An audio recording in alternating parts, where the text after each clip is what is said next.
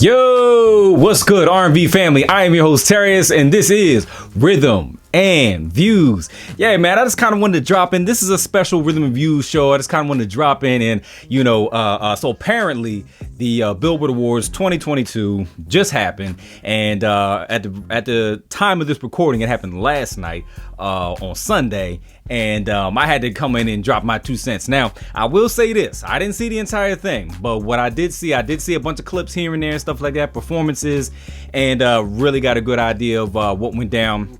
And that's just what it is. So before we go any further, can y'all do me a favor? Hit that subscribe button, like it, hit that like button, caress it like a booty, baby. It's R&B. That's what we do. We singing, we sing about booties, we sing about love, sex, all that kind of stuff. Just caress that like button and show me some love, because it also helps the, YouTube algorithms, it supports the channel, because we get seen. The more you like, the more you share, the more you subscribe, we get seen. We kind of get bumped up on them algorithms for YouTube, and lets more people know that we here, and I appreciate that, man. So yeah, we're gonna talk about the awards real quick. Like I said, kind of run down some things, some honorable mentions, some highlights that I saw, and after that we may do a little bit of best live spotlight, highlight some sponsors and the people who are rocking with us, and just the people we want to support, small businesses and things of that nature. So without further ado, this is the show.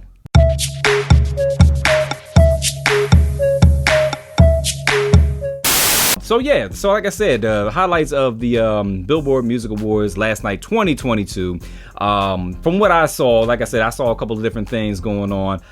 So let's talk about Diddy.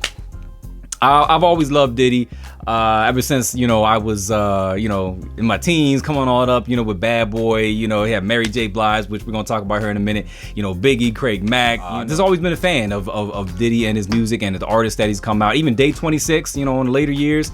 Danity Kane, you know what I'm saying? So like I said, as I'm remembering, I'm hitting you with him, but yeah, the list goes on and on.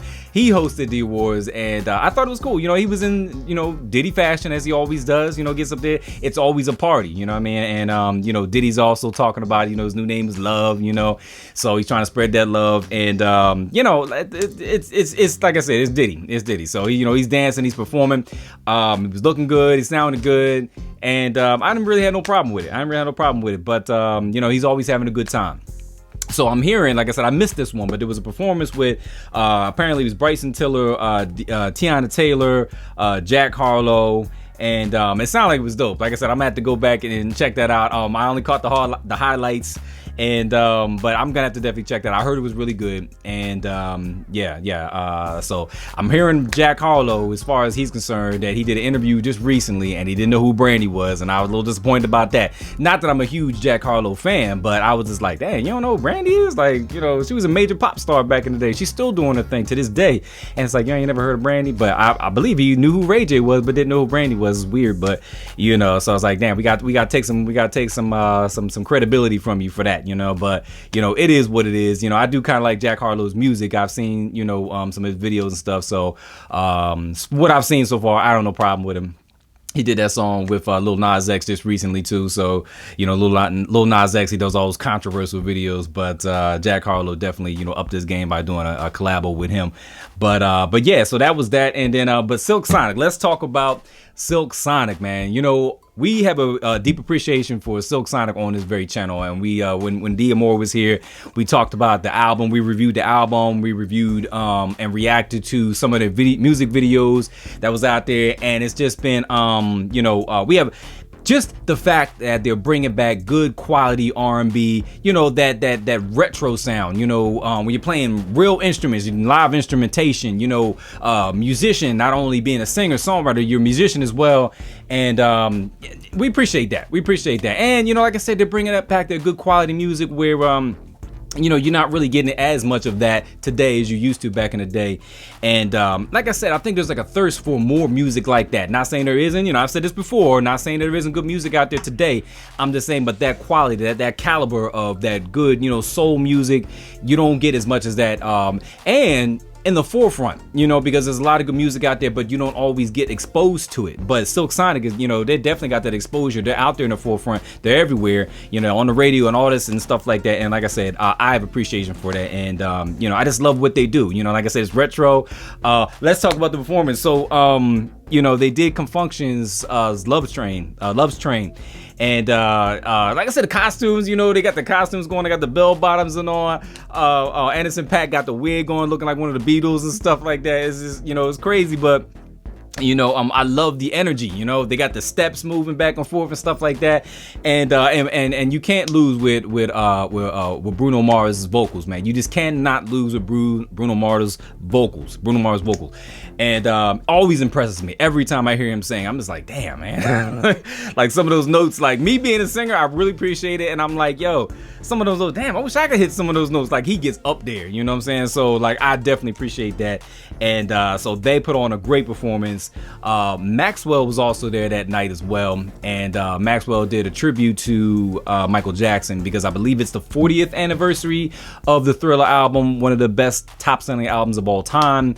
I heard Charlamagne the God talk about it on the Breakfast Club. I said the Breakfast Club. Where my mind at? The Breakfast Club, talking about that he felt like there wasn't enough acknowledgement for Michael Jackson and his legacy and the album, and you know what it stood for, and you know the anniversary of it. And I would have to agree, you know, 'cause like I said, if I didn't get to see the whole show in its entirety, but from what I did see, I think there was only one performance, and the fact that he said Janet Jackson was there. Janet was there. You know, they could have really did something, incorporated her into it. I gotta agree. They could have definitely did more to acknowledge Michael, man. So definitely, they definitely they dropped the ball on that one. But as far as like Maxwell's performance, he did an MJ tribute, and he did The Lady in My Life. I respect Maxwell for what he does, but I gotta say I wasn't impressed with the performance, and maybe it's just like, you know, I'm not like a real Maxwell fan. I respect, like I said, what he does, but I'm not like a real Maxwell fan. So maybe you had to be like a real Maxwell, you know, fan to really appreciate what he did, his rendition of Michael's song.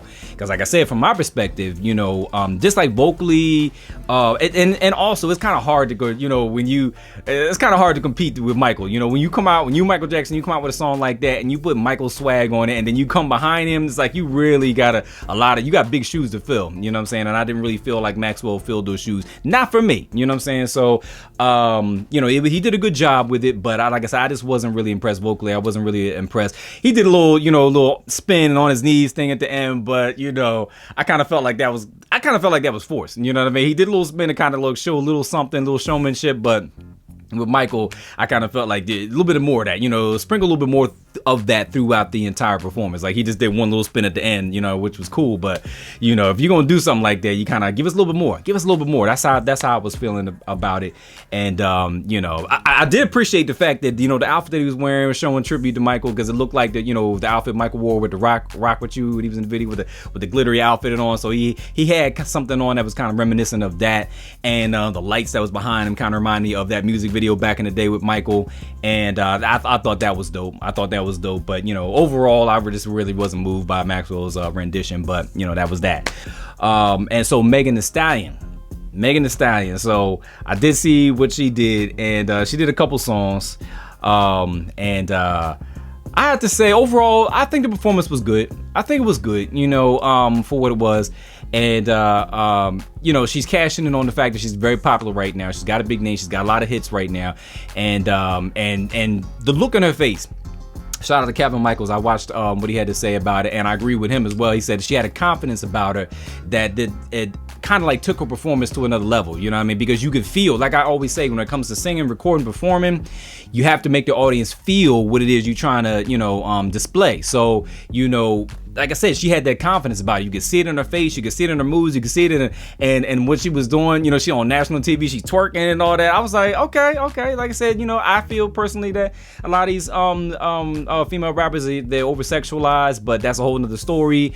Not hating, I'm just saying, you know what I'm saying? But you know, what she did, I felt like it was a good performance. Like I said, you felt the confidence. Also I noticed that her song was like really explicit, and like I said, you know, to my personal preference, I don't really like, and that goes for everybody, you know what I'm saying? Because I've even said Chris Brown does it too. He's like over explicit. A lot of these songs today are like overly explicit as far as like the lyrics, sexual content, things like that. I do believe that, you know, she leaves some things in imagination and kind of keep it somewhat classy. You know, there's a lane for everything, you know what I'm saying? Like, so if you're going to be overly explicit, then there's a lane for that, you know. But I feel like most of the songs, majority of the songs that's out today is kind of like over the top with the lyrics, over the top with the sex and all that kind of stuff. But, you know, I feel like we need to have that balance, you know, have that balance, you know, where I feel like right now it's uneven, it's unbalanced. So, you know, that's my personal opinion.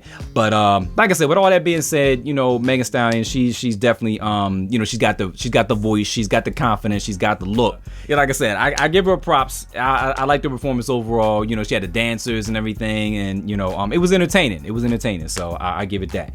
So Lotto, she's blowing up right now. She's been out for a little while, but you know, she's really hit it big with her latest song, Big Energy. So, you know, when I first saw the thumbnail of it on YouTube, and I had to look twice. I was like, I thought that was Beyonce, because you know, she had the hair, you know, she had the, you know, silver outfit on and stuff like that, and the shades on. I thought it was Beyonce first, and I was like, oh, that's Lotto. Okay, I see what she's doing. So her performance was tight, and you know, like I said, shout out also once again to Calvin Michaels on YouTube. I agree with him when he said that she was the best performance of the night. From, you know, like I said, because I didn't get to see everything, but from what I did see, and we're going over that as we speak right now, she was one of the best performances. Her and another guy, but we'll get to him later. Latin artist. We'll get to him in a second. But yeah, she was definitely one of the top performances I felt of the night. She had the energy. She had the song. I like what they did with it too, because it seems like a lot of times when they get on stage and these artists are performing, for the live version of it, they always do something a little bit different to give you a different experience than when you're sitting in your car listening to, you know, record or whatever the case may be. And I like that. I like the fact that, you know, she did a little something different. She had the band playing. You know, she had, you know, little hits, you know, on different parts of the song and stuff, and just to give you that energy, you know what I mean? The song's big energy, you know what I mean? So I felt like she gave that big energy. There was a little something going on with the mic where I felt like, you know, the track was playing, and I felt like she was trying to rap over the track, but I hardly heard her, you know what I mean? It sounded like kind of like something was going on with the microphone. So, but with that being said, you know, I definitely give her Lotto one of the biggest one of the best performances of the night. And but yeah, I thought, you know, the lights and everything that was going on, the color scheme, the background dances, she definitely gave you a good performance, and I appreciate that as well.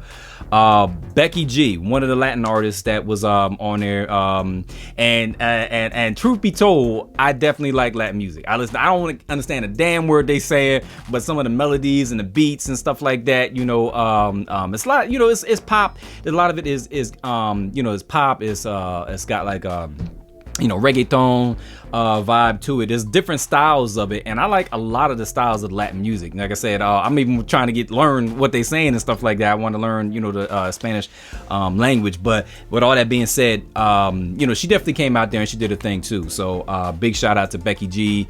And you know, sound like she gave it would sound like a kind of like a pop song, like a Latin pop song that she was singing. Vocals was on point, outfit was on point. You know, I like what she was doing. The performance was on point.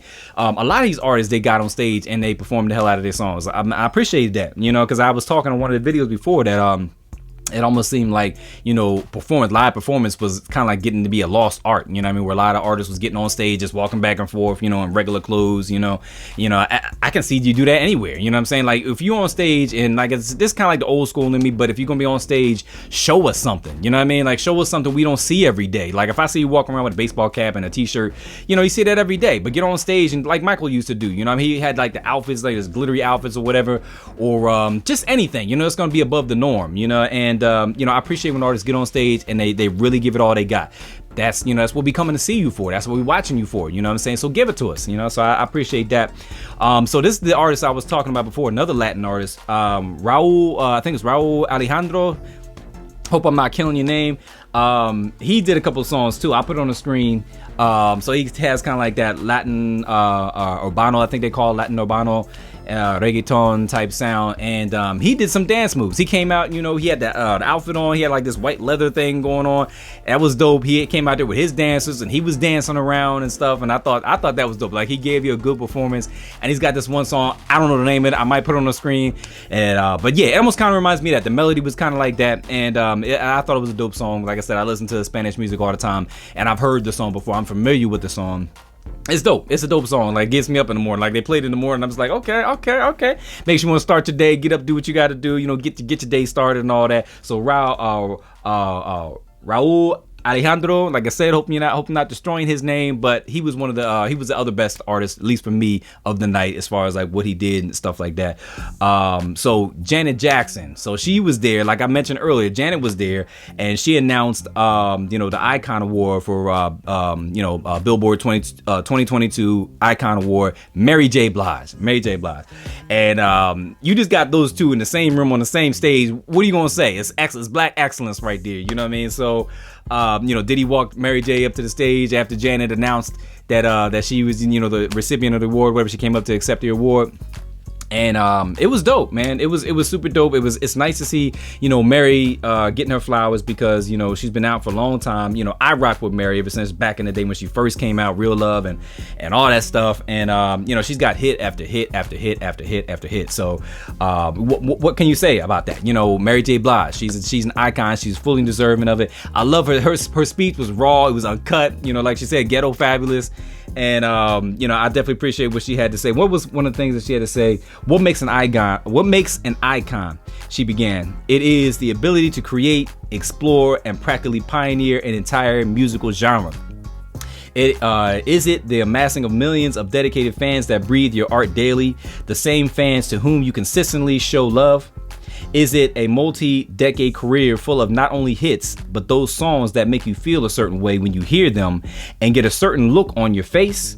The look that says, girl, yes, I understand, yes. The answer is all of the above. The answer is tonight's recipient, Mary J. Blige. I think that's what Janet said, but Mary said something too. I can't find it here, but basically Mary was saying that she inspired a generation, which she really did. She, like I said, she came up and, the hood recognized the pain in the songs that she was putting out there. Mary is that type of artist that makes you feel what she's trying, like we talked about earlier. Make us feel what you're trying to present to us, whether it be pain, love, you're trying to have a good time. And Mary has done that consistently for years, for decades, you know what I'm saying? So, and she has inspired many, many, many different female artists, maybe even male artists as well, but she's inspired a generation of singers and performers, just with that raw emotion that, that just straight real, you know what I mean? Mary is real. Like, what you see is what you get, it's uncut, raw.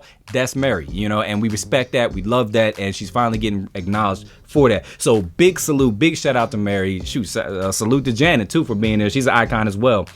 And shout out to both of those great female icon artists.